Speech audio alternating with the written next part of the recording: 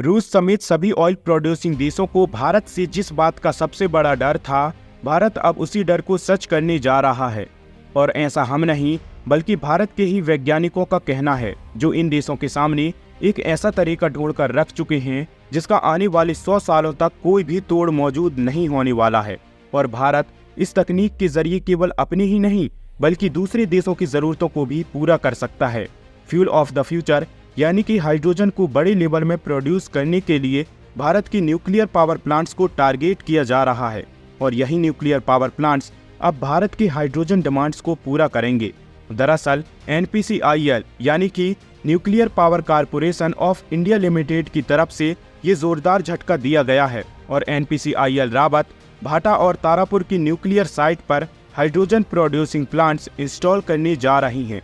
पूरी डेवलपमेंट क्या है इस वीडियो में समझते हैं। दोस्तों, भारत जिस तरह से अपनी निर्भरता को बढ़ाने में कामयाबी हासिल कर रहा है, उसके लिए इस वीडियो को एक लाइक जरूर करें और साथ ही और भी ऐसे ही नॉलेजेबल और इन्फॉर्मेटिव वीडियोस पाने के लिए चैनल को सब्सक्राइब जरूर कीजिएगा। दोस्तों, खबरों की माने तो इन हाइड्रोजन पावर प्लांट्स को ताकत देने के लिए न्यूक्लियर एनर्जी का इस्तेमाल किया जाएगा और जो भी हाइड्रोजन इन यूनिट्स में बनाई जाएंगी उनका इस्तेमाल न केवल NPCIL की बिजली की जरूरतों को पूरा करने में होगा बल्कि NPCIL प्रॉफिट मॉडल के चलते इस हाइड्रोजन को बेचने का काम भी किया जाएगा। सोचिए, न्यूक्लियर पावर प्लांट्स को एक बार रिफिल करने पर 1.5 से 2 साल तक न्यूक्लियर फ्यूल डालने की जरूरत नहीं पड़ती है, और वह भी तब जब ये प्लांट्स 24 घंटे और 7 दिनों तक लगातार चलाई जाती हैं। फिलहाल ये यूनिट्स वहीं लगाई जा रही हैं जहां से मेन ग्रिड्स को सप्लाई होती हैं, लेकिन NPCIL के अधिकारियों का कहना है कि आगे चल के हाइड्रोजन प्रोड्यूसिंग के लिए dedicated nuclear power plants setup की जा सकती हैं। भारत में कुल 22 न्यूक्लियर प्लांट्स आज के टाइम में ऑपरेशन में हैं, जो कुल 6780 मेगावाट की इलेक्ट्रिसिटी जनरेट करती हैं और ट्रांसमिशन लैस की वजह से इसमें से एक बड़ी मात्रा में बिजली वेस्ट हो जाती है। डेडिकेटेड न्यूक्लियर प्लांट्स की वजह से बिजली का लैस लगभग खत्म हो जाएगा, क्योंकि हाइड्रोजन प्लांट्स न्यूक्लियर यूनिट्स के आसपास ही सेटअप होंगी और इससे पैदा हुई बिजली को अलग अलग एप्लीकेशंस में इस्तेमाल किया जा सकेगा।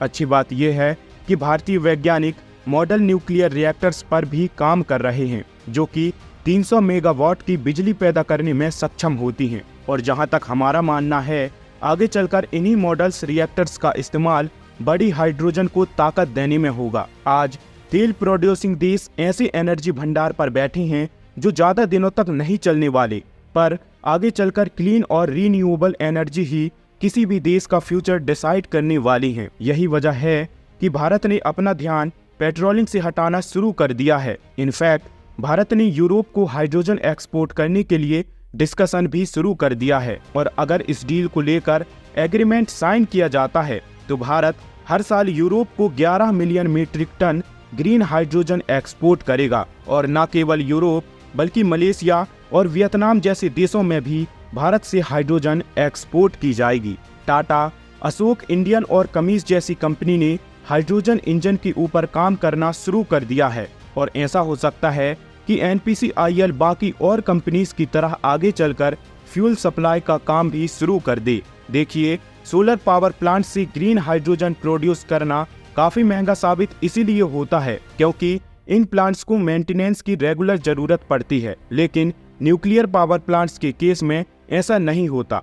हालांकि मेंटेनेंस कास्ट के मामले में न्यूक्लियर और सोलर दोनों ही बराबर होते हैं और जल्द ही NPCIL इसका सेटअप भारत के अंदर करने वाली है, जिससे फ्यूल ऑफ द फ्यूचर को सिक्योर किया जा सकेगा। इसके अलावा भी भारत को एक बहुत बड़ा फायदा होने वाला है। जिस तरीके से चाइना और यूनाइटेड के बीच एक तरीके का साइलेंट वॉर चल रहा है, जिसके कई बड़े बेनिफिट्स भारत को मिले हैं। असल में बेनिफिट्स ये हैं कि अब अमेरिका की सारी मैन्युफैक्चरिंग कंपनी चाइना में न जाकर भारत और वियतनाम जैसे देशों के अंदर ही शिफ्ट हो रही हैं। लेकिन आज खबर सामने निकल कर आई है कि अमेरिका के बाद एक और बड़ा देश है जिसकी एक बहुत बड़ी इंडस्ट्री को चाइना धीरे धीरे खत्म करने की कोशिश में डट चुका है और ये देश भी भारत के अंदर अपनी इन्वेस्टमेंट बढ़ा करके अपनी इंडस्ट्री को बचाने की पूरी तैयारी करने जा रहा है। दोस्तों, हम बात कर रहे हैं साउथ कोरिया की। लिथियम आयन बैटरी इंडस्ट्री के बारे में जो कि आज टॉप पोजीशन में है। China, Japan, United Vietnam, south Korea और जर्मनी जैसे देश हैं जो बड़ी स्केल पर लिथियम बैटरी को बनाने और एक्सपोर्ट करने का काम करते हैं। लेकिन आज के टाइम पर ग्लोबल मार्केट के अंदर करीब 79% कब्जा चाइना का है और चाइना कई कंट्रीज को इतने कम रेट पर लिथियम आयन बैटरी को एक्सपोर्ट करना शुरू कर चुका है, जिसकी वजह से वियतनाम और साउथ कोरिया जैसे देशों की जो लिथियम आयन बैटरी इंडस्ट्री है वह कहीं न कहीं नीचे जाती हुई नजर आ रही है। वहीं साउथ कोरिया की दिग्गज ऑटोमोटिव कंपनी होंडा ने डिसाइड किया है कि वह भारत के अंदर एक बड़ी इन्वेस्टमेंट करने जा रहे हैं, जिससे वह भारत में lithium ion battery business setup करेंगे और इससे भारत के अंदर जो इलेक्ट्रिक व्हीकल्स के दाम हैं वह इजीली कम हो सकेंगे। और जिस तरीके से भारत की ऑटोमोबाइल इंडस्ट्री में डोनेट कर रहे हैं उसी तरीके से अपनी पोजीशन को बनाए रखेंगे।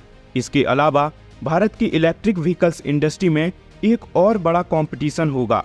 इसके बाद भारत के अंदर इलेक्ट्रिक व्हीकल्स की प्राइस कम हो जाएंगे। दोस्तों, इन विदेशी कंपनियों की लगातार भारत की ओर इन्वेस्टमेंट को देखकर कतर भी अपने फैसलों को बदलने के लिए तैयार हो गया है और कतर भारत के 8 नेवी ऑफिसर्स को रिलीज करने के लिए राजी हो गया है और जल्द ही उनकी रिहाई की खबर आपको मिलने वाली है। दोस्तों, बाकी आप लोग इनके सही सलामत वापसी के लिए कमेंट्स बॉक्स में दुआएं करते रहें। इस वीडियो को यहीं पर समाप्त करते हैं।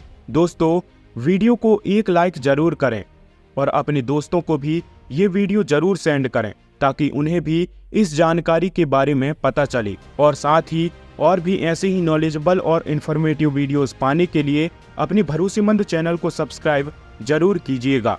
हम मिलते हैं आपसे एक और नए वीडियो के साथ, तब तक के लिए जय हिंद।